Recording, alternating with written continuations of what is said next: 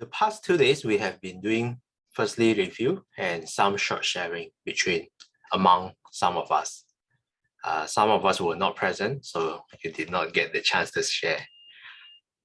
So before today, I plan to dive into the next component of the Noble Eightfold Path, right effort. But before I dive in, any questions or comments? For all the past materials, maybe after you read and then you have some question, oh, I don't understand this part. You can bring it up and then we can discuss together.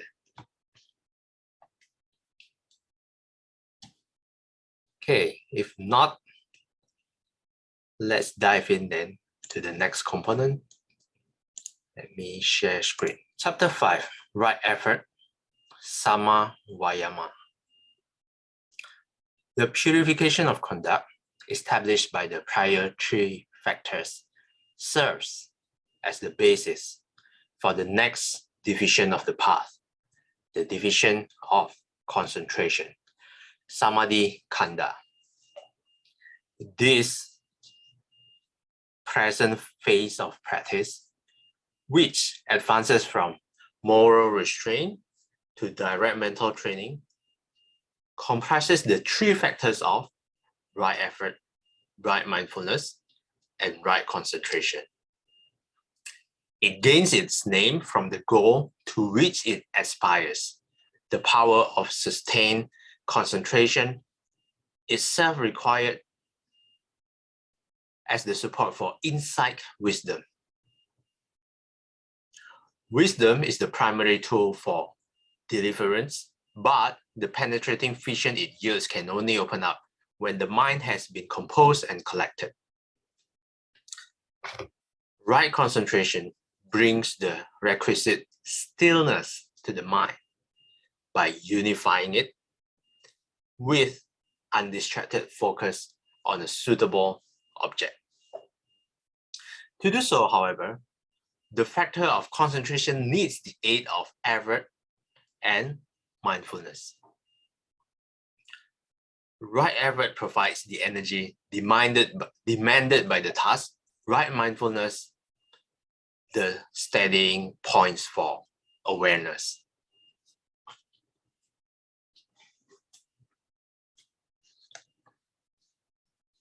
So the first line, we finally enter into this division of concentration, Samadhi Khanda. What are the other divisions, you might ask? We have 2 other divisions. Any of you?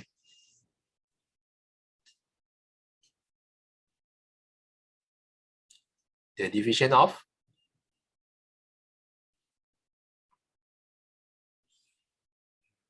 Let me see.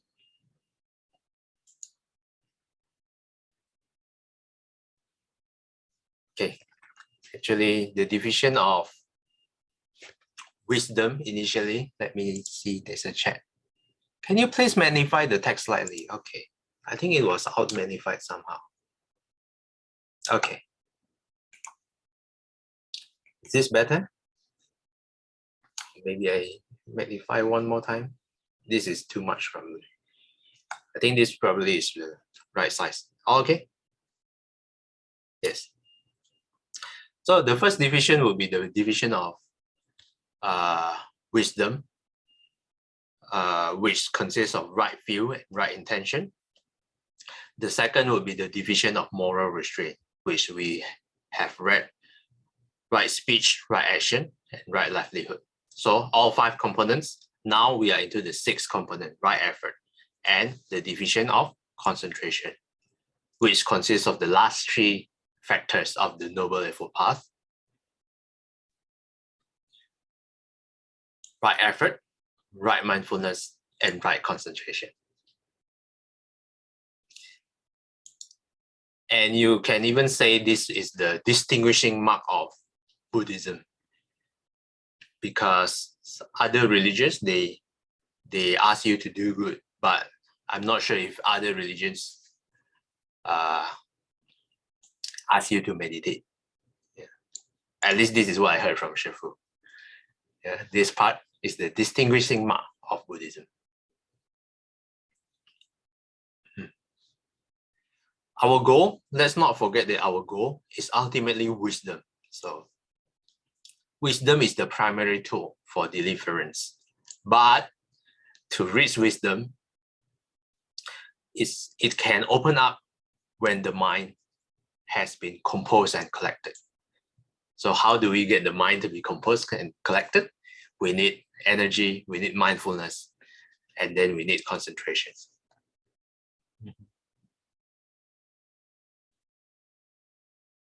So before we can dive into the right concentration, here it says we need the aid of effort and mindfulness. Right effort provides the energy so that we can do the task, and right mindfulness provides the steadying points for awareness. Before I move on to the next paragraph, any questions or comments for this paragraph? Okay, if not, maybe let's see. Would Ling like to read the next paragraph?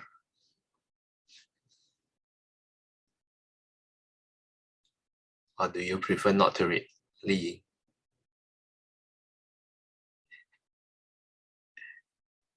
So you're calling my name?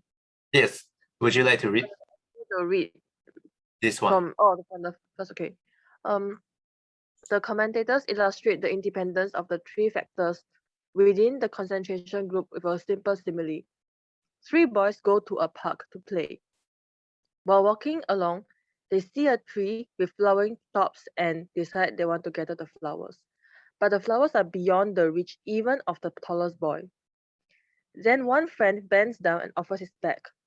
The tall boy climbs up, but still hesitates to reach for the flowers from fear of falling.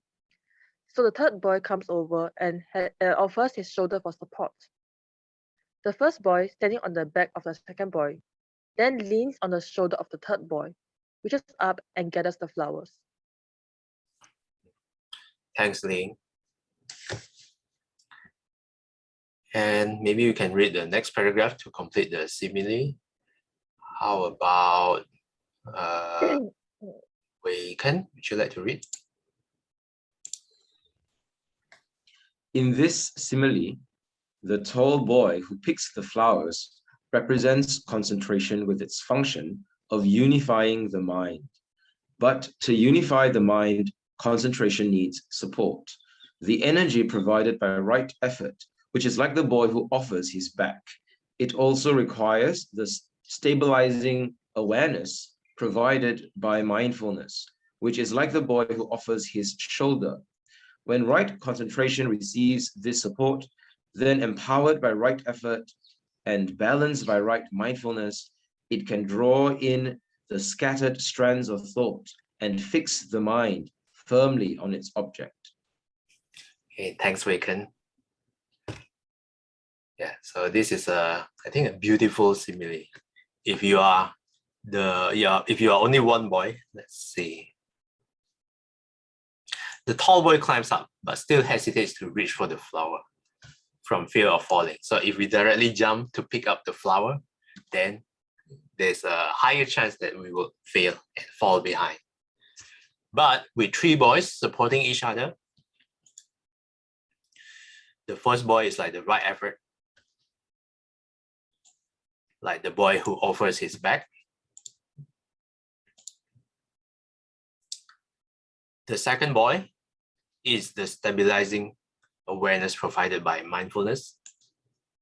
It's like the boy who offers his shoulder.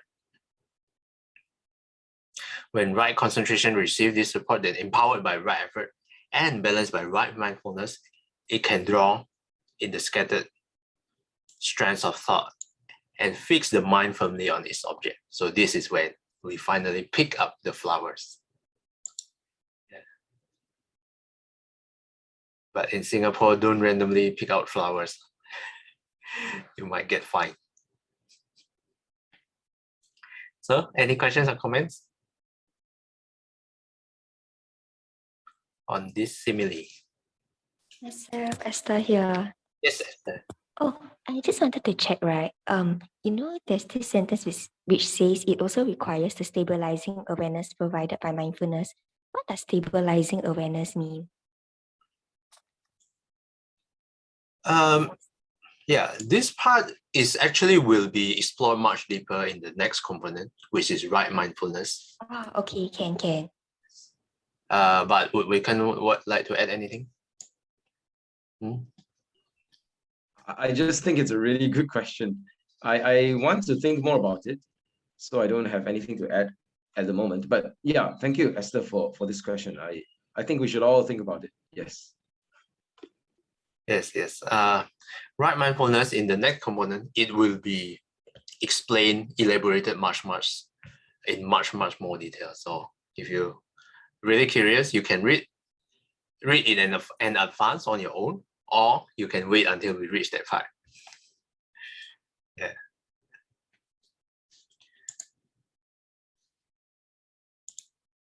Okay, but that's a good question, like we can mention. Thanks for the question. We can keep this question in view, and then when we reach that part, we can come back again and discuss. Yeah? Thanks, Esther. Good question. Any other questions? Any other comments?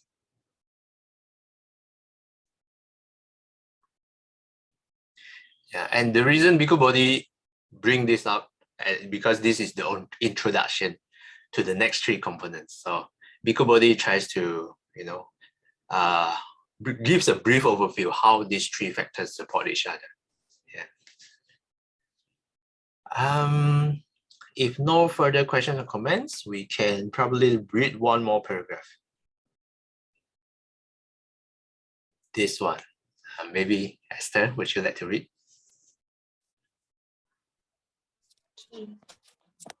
Energy, viriya, the mental factor behind right effort, can appear in either wholesome or unwholesome forms.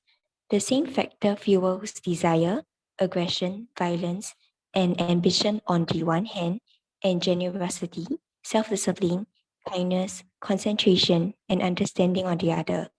The exertion involved in right effort is a wholesome form of energy, but it is something more specific, namely, the energy in wholesome states of consciousness directed to liberation from suffering.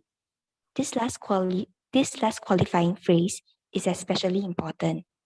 For wholesome energy to become a contributor to the path, it has to be guided by right view and right intention, and to work in association with the other path factors. Otherwise, as the energy in ordinary wholesome states of mind, it merely engenders an accumulation of merit that ripens within the round of birth and death. It does not issue in liberation from the round. Okay, thanks, Esther. This paragraph starts to dive into this factor itself, the factor of right effort or energy. The mental factor behind right effort can appear in two forms, wholesome or unwholesome. The same factor fuels desire, aggression, violence, and ambition on the one hand, generosity, self-discipline, kindness, concentration, and understanding on the other hand. The exertion involved in right effort is a wholesome form of energy, but it is something more specific. What is more specific? The energy in wholesome states of consciousness directed to liberation from suffering. Bhikkhu Bodhi emphasized this last qualifying phrase. This last qualifying phrase is especially important. Which last qualifying phrase? I suppose is this one. Directed to liberation from suffering. For wholesome energy to become a contributor to the path, it has to be guided by right view and right intention, and to work in association with the other path factors. Why so? What happens if we do not do this? Otherwise, it explains here. If we only use energy in ordinary wholesome states of mind, it merely engenders, let's define engenders here. It merely cause or give rise to, it merely brings about an accumulation of merit that ripens within the round of rebirth and death. It does not issue in liberation from the round, which means that we do not reach the goal that we have set when we want to walk this path, which is to be enlightened, to be liberated, to reach Nibbana.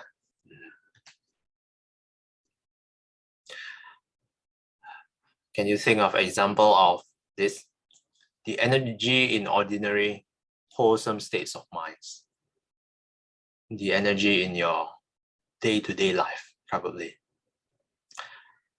Like what? The energy to do your work and then to earn money.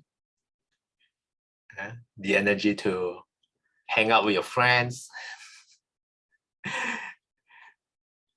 Yeah, these are probably some of the examples of mundane energy. Actually, I'd like to clarify, right? Is this energy in this case, right? Is it similar to intention? I don't think, I mean, they can influence each other, but they are different components.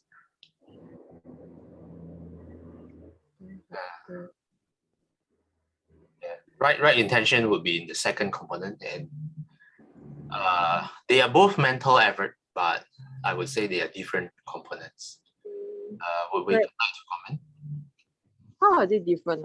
Like how is energy and intention different? That's a good question. Maybe after we explore, finish reading the right effort, then we can find out what is energy, and then we can compare it back to the right intention. But Weiken, would you like to comment? Yes, thank you. The Bhikkhu Bodhi's next line, it says, it merely engenders an accumulation of merit that ripens within the round of birth and death. So it seems that many of the acts of making merit, for example, right, or doing wholesome deeds might be guided by this kind of so-called ordinary energy, right? Like if you're doing meritorious deeds, or performing meritorious actions, performing dana, for example. Yeah, sometimes if we direct that energy, if we make the aspiration or make the intention of performing meritorious deeds or making wholesome merit, then that might also fall into this, in a sense that it is an accumulation of merit that ripens within the round of birth and death. So I think the qualification is, I think the idea is like whether your energy is directed to like sort of transcending the world or being liberated from samsara, right? Versus like within the round of birth and death. I think that would be one distinction. So I was thinking about this idea of wholesome merit, right? Or meritorious deeds. Yeah. And then to answer the question about what is the distinction between energy and intention, I think that's a pretty good question as well. If you go a few lines earlier, it says, the exertion involved in right effort is a wholesome form of energy, but it is something more specific, namely, it's somewhere in the middle, namely the energy in wholesome states of consciousness directed to liberation from suffering. So like the right effort in the Noble Eightfold Path is something more specific, right? What he says.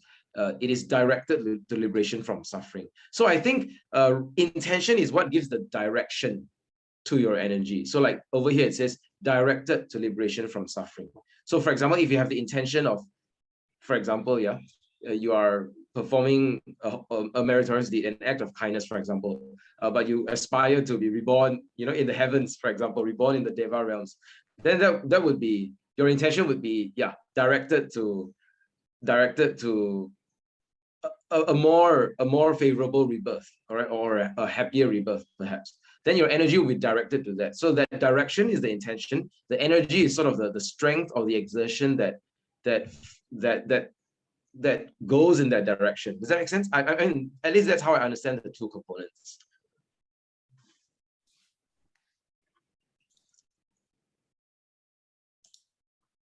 Okay, thanks, Weiken, for contributing to the discussion.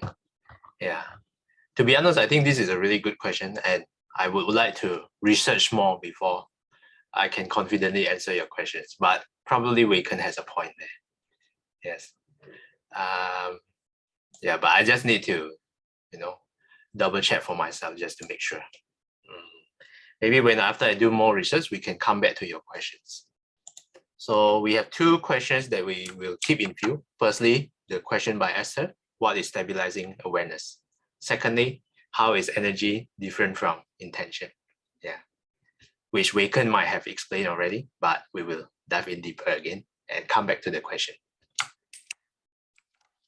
And any more questions or comments before we wrap up for today?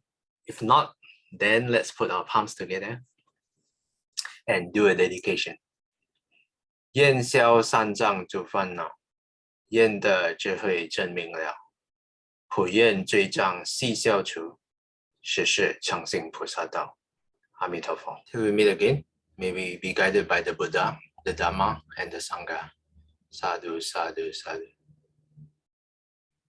Have a day full of energy ahead.